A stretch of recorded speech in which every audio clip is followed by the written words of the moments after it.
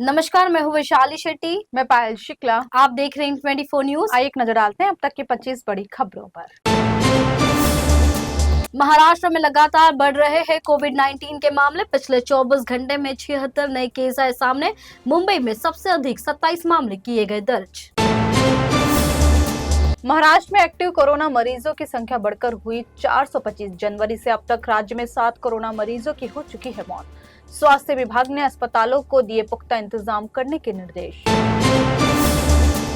मुंबई से सटे ठाणे जिले के कलवा से एक 27 वर्षीय युवक को जासूसी के आरोप में किया गया गिरफ्तार। इनपुट के आधार पर महाराष्ट्र एटीएस ने की कार्रवाई। कथित युवक ने पाकिस्तान के एजेंट को साझा की है कई संवेदनशील जानकारियां।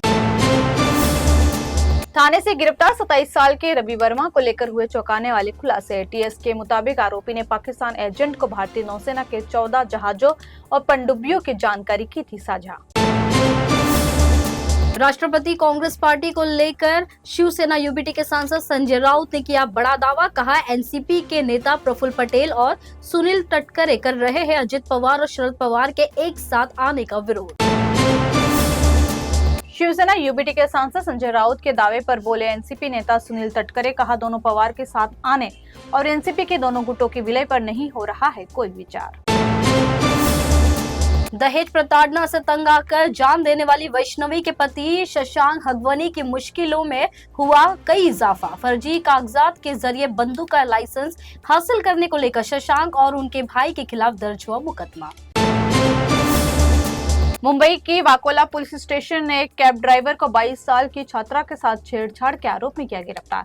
आरोपी की कैब ड्राइवर ने ट्रैवलिंग के दौरान उसे गलत तरीके से छुआ। घटना के बाद से आरोपी था फरार। शिवसेना यूबीटी के सांसद संजय राउत एक बार फिर प्रधानमंत्री नरेंद्र मोदी और बीजेपी पर है हमलावर। उन्होंने कहा, पीएम मोदी और बीजेपी ऑपरेशन सिंदूर का कर रहे हैं राजनीतिकरण और भारतीय सेना और हमारे सैनिकों का श्रेय दे रहे हैं अपनी पार्टी को। वैष्णवी हगवने दहेज उत्पीड़न और हत्या मामले में महाराष्ट्र के वरिष्ठ पुलिस अधिकारी जलिंदर सुपेकर का नाम सामने आने पर उन्हें नासिक, छत्रपति संभाजीनगर और नागपुर संभागों के डीआईजी के अतिरिक्त दायित्वों से किया गया मुक्त। महाराष्ट्र में ईद उल अजहा यानी बकरीद को लेकर राजनीति हुई तेज। महाराष्ट्र सरकार में मंत्री नीतीश राणे की ओर से नियमों के तहत त्योहार मनाने और तीसरी आंख खोलने की दी चेतावनी। मंत्री नीतीश राणे के बयान पर अबू आजमी ने दी प्रतिक्रिया। कहा, यह कोई हिंदू कंट्री नहीं, यह किसी के बाप की जागीर नहीं। देश डॉक्टर BR आम्बेडकर के संविधान से चलेगा। संविधान के खिलाफ जाने वालों को दीजिए सजा। नेशनल डिफेंस एकेडमी में महिला कैडेट्स का पहला बैच हुआ पास आउट। शुक्रवार को हुई 148वें कोर्स की पासिंग आउट परेड। इस दौरान सभी कैडेट्स को दी गई डिग्री। सभी महिला कैडेट्स भारतीय सेना, नेवी और एयरफोर्स करेंगी ज्वाइन। रक्षा मंत्री राजनाथ सिंह ने एक बार फिर भरी हुंकार। कहा, पाकिस्तान ने फिर की गलती तो नौसेना भी करेगी प्रहार।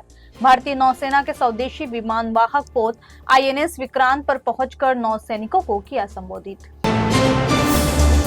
बिहार के बाद कल मध्य प्रदेश का दौरा करेंगे प्रधानमंत्री नरेंद्र मोदी। बिहार में रैली के दौरान पीएम मोदी ने पाकिस्तान को दी चेतावनी। कहा, भारत के खिलाफ फैलाया आतंक तो पाकिस्तान के कर दिए जाएंगे टुकड़े टुकड़े। सिंधु जल संधि स्थगित होने पर पाकिस्तान आर्मी ने भारत को दी खोखली धमकी। कहा, सिंधु नदी के पानी पर है पाकिस्तान का अधिकार और पाक नहीं छोड़ेगा अपना अधिकार। बिहार दौरे पर पहुंचे प्रधानमंत्री नरेंद्र मोदी से मिले युवा क्रिकेटर वैभव सूर्यवंशी। इस दौरान पैर छू कर लिया पीएम मोदी का आशीर्वाद। हाल ही में IPL में वैभव सूर्यवंशी ने किया था शानदार प्रदर्शन। भाजपा सांसद रविशंकर प्रसाद के नेतृत्व में सर्वदलीय प्रतिनिधिमंडल शुक्रवार को पहुंचे डेनमार्क। यहां संसद के उपाध्यक्ष और प्रेसिडियम के सदस्य लॉर्ड क्रिश्चियन ब्रास से मिले। इस दौरान इंडिया, पाकिस्तान और ऑपरेशन सिंदूर को लेकर हुई चर्चा। उत्तर प्रदेश के जौनपुर जिले के बादलपुर हाईवे पर हुआ भीषण सड़क हादसा। यहां एक निजी बस के अनियंत्रित होकर पलट जाने से 4 लोगों की मौके पर ही हुई मौत। हादसे में 1 दर्जन से अधिक यात्री हुए घायल। उत्तर प्रदेश के कानपुर पहुंचे प्रधानमंत्री नरेंद्र मोदी ने 47,000 करोड़ से अधिक की 17 परियोजनाओं का किया लोकार्पण और शिलान्यास, जिसमें रेलवे ब्रिज, अग्निशमन केंद्र और ट्रीटमेंट प्लांट जैसी परियोजना है शामिल। उत्तर प्रदेश में आधुनिक कनेक्टिविटी और वर्ल्ड क्लास इंफ्रास्ट्रक्चर को सशक्त बनाना है परियोजनाओं का लक्ष्य। कानपुर में रैली को संबोधित करते हुए प्रधानमंत्री नरेंद्र मोदी ने पाकिस्तान को सख्त लहजे में दी चेतावनी। कहा, अभी भी खत्म नहीं हुआ है ऑपरेशन सिंदूर। आतंक के खिलाफ भारत ने लड़ाई में 3 सूत्र किए तय। पीएम ने कहा, भारतीय सेना का पराक्रम देख पाकिस्तान युद्ध रोकने के लिए गिड़गिड़ाया। पहलगाम हमले में मारे गए शुभम द्विवेदी के परिवार से मिले प्रधानमंत्री नरेंद्र मोदी। पीएम मोदी ने कानपुर के चक्केरी एयरपोर्ट पर शुभम द्विवेदी के परिवार से की मुलाकात। पीएम ने परिवार को दिया आश्वासन, आतंकवाद के खिलाफ लड़ाई नहीं हुई खत्म।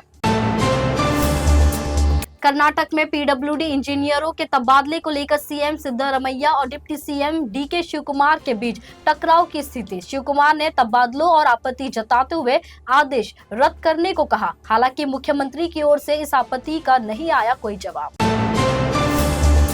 पंजाब के मुक्तसर साहिब में एक पटाखा फैक्ट्री में देर रात हुआ भयानक धमाका, जिसमें 5 मजदूरों की हुई मौत और 27 लोग हुए घायल। घायलों को एम्स बठिंडा समेत विभिन्न अस्पतालों में कराया गया भर्ती। बिहार विधानसभा चुनाव से पहले सीएम नीतीश कुमार ने खेला बड़ा दावा।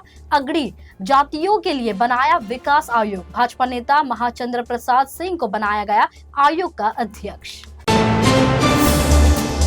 देश और दुनिया के तमाम बड़ी खबरों को देखने के लिए देखते रहिए N24 न्यूज। साथ ही N24 न्यूज के social media platform YouTube, Instagram और फेसबुक को लाइक, सब्सक्राइब और शेयर करना ना भूलें।